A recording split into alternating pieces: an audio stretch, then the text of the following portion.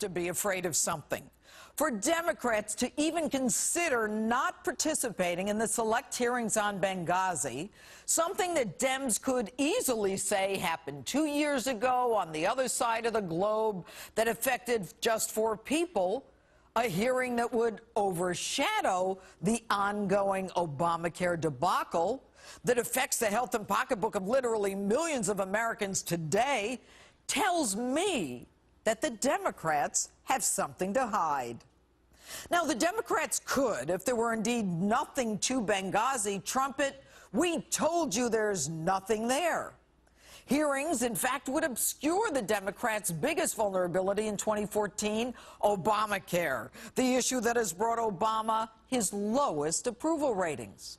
So if the Dems can muddy up the waters of Obamacare disaster with something they say is a non-issue, why would they object?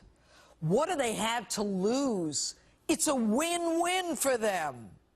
And for any of you out there thinking like Nancy Pelosi, the fact is this is a stunt. This is a political stunt. That's what this is. We've been there, done this over and over again. We've done this over and over again, Nancy? But why? Maybe we need to get some straight answers instead of the cameos of politicians pontificating from their perches, allowing the witnesses to filibuster. Why? To continue to ask questions until they get a damn answer. Now, Trey Gowdy is a seasoned prosecutor who will get answers, who will get facts, and will get justice for those families. But what I want to know, did the president give the cross-border authority order to send in reinforcements to save Americans under attack? Not just the 4 who lost their lives, but the countless more on the ground in Benghazi for more than 8 hours. Did the president even go into the Situation Room? It was just 8 weeks before a tight election. Were the president's political operatives, Valerie Jarrett and David Axelrod, in the Situation Room? Now, we know that Greg Hicks, the highest-ranking person on the ground in Libya after the ambassador, spoke to Hillary that night, and he said he had gotten word that Chris Stevens was in an Ansar al-Sharia hospital, possibly as a hostage. So why weren't the emergency forces that we know were mobilized not sent? Who gave the stand-down order?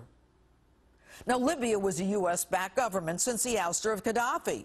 Why couldn't F-16s do a flyover to disperse the crowd? And no FBI for 3 weeks because it wasn't safe? Really? And to Hillary, you're the telephone champion. It's 3 a.m. and your children are safe and asleep. Who do you want answering the phone? I'm Hillary Clinton, and I approve this message. So, Hillary, why were you on the phone with the president of Tunisia that night? No Americans were dying in Tunisia. And even before that, why did you continue to downgrade the security for our ambassador while he and his staff were asking repeatedly for more security? All the while, the CIA telling you that al-Qaeda-affiliated training camps, at least 10 of them, surrounded Benghazi. And Hillary, why didn't you go on those Sunday morning talk shows? Too busy racking up those frequent flyer miles? And why tell the dead men's parents, Hillary, that you'd get the guy who did the video that you were so quick to blame? And even more revealing, 36 hours before Ben Rhodes' email linking the White House to the fake video narrative and directing that Obama's policy not be blamed, you, Hillary, said almost the exact same thing. And will someone please tell me why the CIA was even in Benghazi and our ambassador after everyone had left? Were they there to facilitate the flow of our leftover weapons through Turkey to the al-Qaeda-affiliated Syrian rebels? And why did everyone lie? Jay Carney, Mike Morrell, Susan Rice, Panetta Dempsey. And by the way, talking of Jay Carney, has this guy ever not told a lie at a press conference? I mean, this man should be indicted just for showing up, because you know his intent is to lie. So why was everyone promoted who participated in the conspiracy?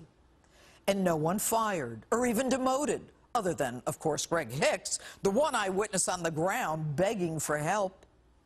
And Hillary, might you be the one who made up the video narrative? After all, Ben Rhodes in his email parroted exactly what you had said 36 hours earlier. But why would you do that? Because you had to come up with a story. It was under your watch that minimum safety standards weren't met, that security was downgraded repeatedly, that no help was sent, that the lie was fabricated, and that the morale of our military was decimated and our respect on the world stage demolished. Now, I don't know the answers to any of those questions. And Hillary, it may not make a difference to you, but it does to the rest of us. All Americans need answers, not just Republicans, not just Democrats, and the 4 Americans who lost their lives deserve nothing less.